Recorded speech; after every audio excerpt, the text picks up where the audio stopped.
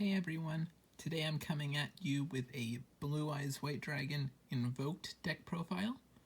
Before I get started, I'd like to remind you to like, comment, and subscribe so that you can see my videos in the future, and then so the algorithm lets other people see them as well. So without further ado, let's get into the deck profile. To start off, we have triple Blue Eyes White Dragon. Pretty standard. Then we have triple Nibiru. Lately, what I've been noticing is that your opponent will get to those 5 summons before they can get a negate on board. So you can drop that on them. And then they're kind of screwed at that point because they've lost a lot of their combo pieces in their hand, and then they've just got a big rocky boy sitting on their field they can't really do much with. Then we've got triple Blue Eyes Alternative White Dragon. Reveal this from hand, Blue Eyes White Dragon. Special summon this, and this pops things, which is useful. It's also good for like rank 8 plays and synchro plays and such. We've got one of Dragon Spirit of White. When it's normal or special summoned, it banishes one of your opponent's back row, and then also if they control a monster, you contribute it off for a Blue Eyes in hand. Then we've got Dark Magician and Red Eyes Black Dragon for your Dragoon engine.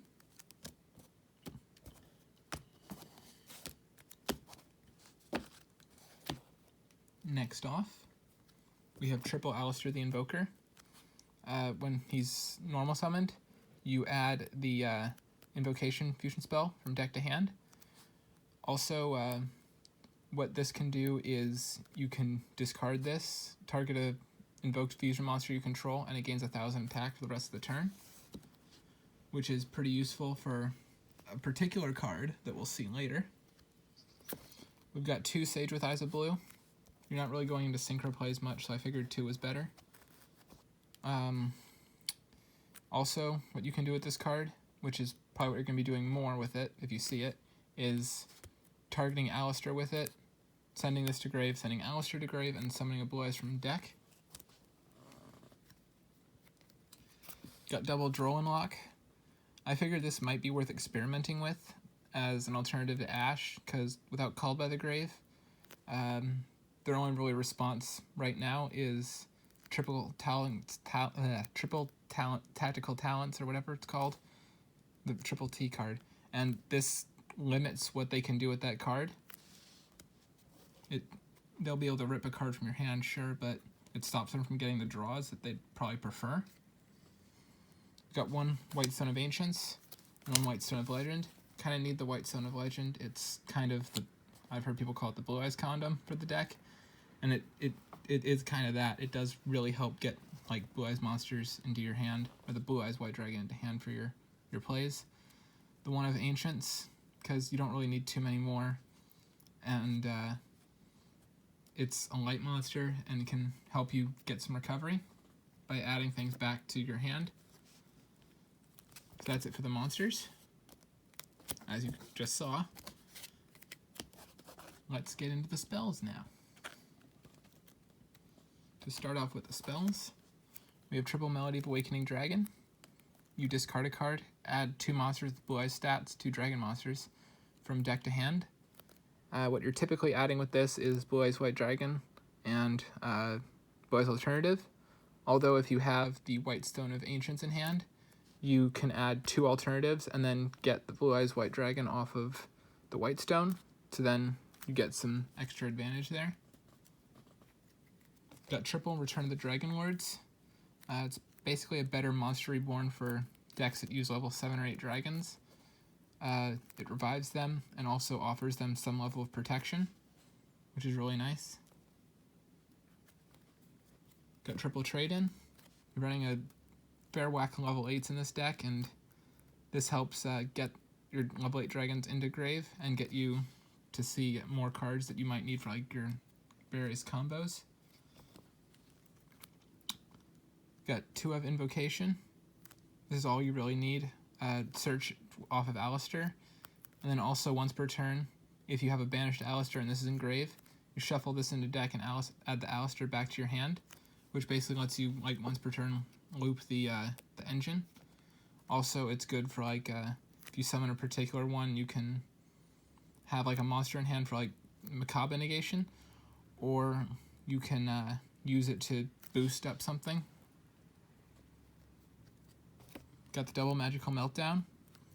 Stops your opponent from negating your fusion summons. And also, it searches Alistair, which is extra nice. Got the 2 of Red Eyes Fusion.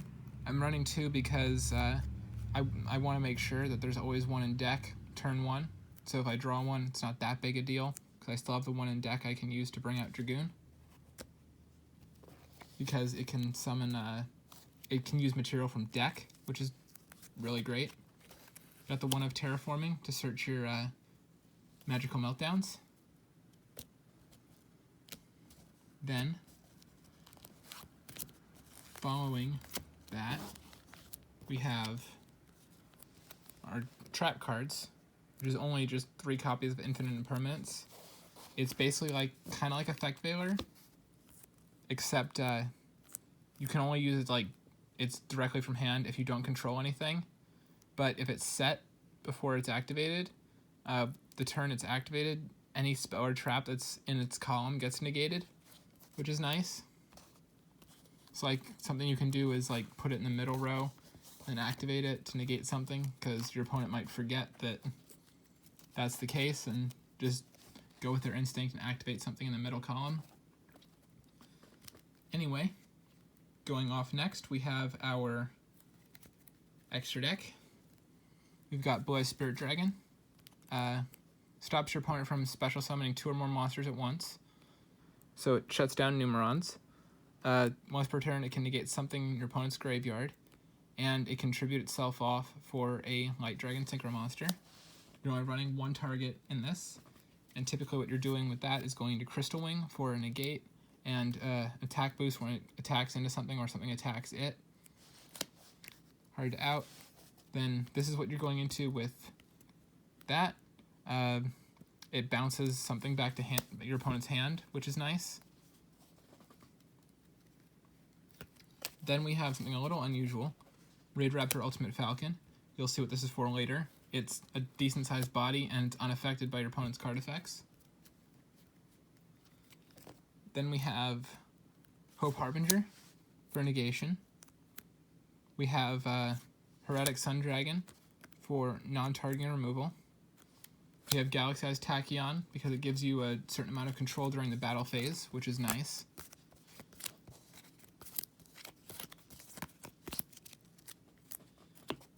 Next off, we have something else a little unusual. Boy's Alternative Ultimate Dragon. It's a big beat stick body that's nothing to shake a stick at. It's big enough that 1 negation from a Red Eyes Dragoon won't be enough to beat over it.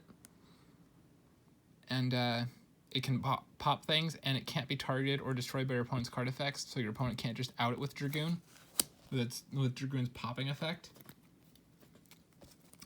Then we have triple of Invoked Macabre. When your opponent once per turn, when your opponent activates a card like a monster spell or trap, you discard that particular kind of card and then negate and banish it. We have the 1 Red Eyes Dark Dragoon.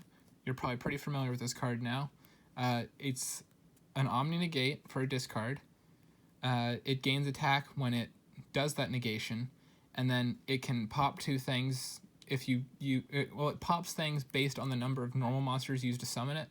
In this deck, it's 2, so you can pop 2, and then burn your opponent for their original attack, which is really nice. Also, it has its own protection where it can't be targeted or destroyed. Then, Invoked Purgatrio. What this is really here for is, like, you have Dragoon and Macabre on board. You summon this off of, like, your something else that's in your extra deck that you'll see later. And this can attack everything your opponent controls once each and inflicts piercing damage. So, like, if you have Alistair in your hand, you just... And also, this gains attack for everything your opponent controls. So, it'll have a decent-sized body already. Then you give it an extra 1,000 with Alistair, so it can beat over everything your opponent controls, and then you can swing for game with everything else you have. we have the one Verte Anaconda for your Dragoon engine. Then the one Almirage. This is what you're using to make this. Or like you can also use this to punish your opponent for ashing you, which is nice because Invocation can use things from your opponent's grave as well if you're fusion summoning an invoked monster. Anyway, that's it for the extra deck. Let's go into the side deck. Starting off, we have triple Dark Ruler No More. It can't be responded to by monster effects, and it permanently, or not permanently, but for the rest of the turn, it negates your opponent's monster effects. So you can use this to, like, they build a board, slap this down on them. They can't stop you from putting something together that can out their board. It does make it so they don't take any damage that turn, but if they've invested basically like their entire, like half their deck and their entire hand to making a board, and you can use this to out it, it's pretty useful. Got the one of Harpy's Feather Duster. This just came to 1, and if there's back row, it's good to get rid of it all at once. We've got triple Solemn Judgment. I'm glad this is at 3 now. It's a good way to negate stuff. Pretty much negates anything. I've seen memes where this card just has like no written on it. I really like that. Triple there can only be 1.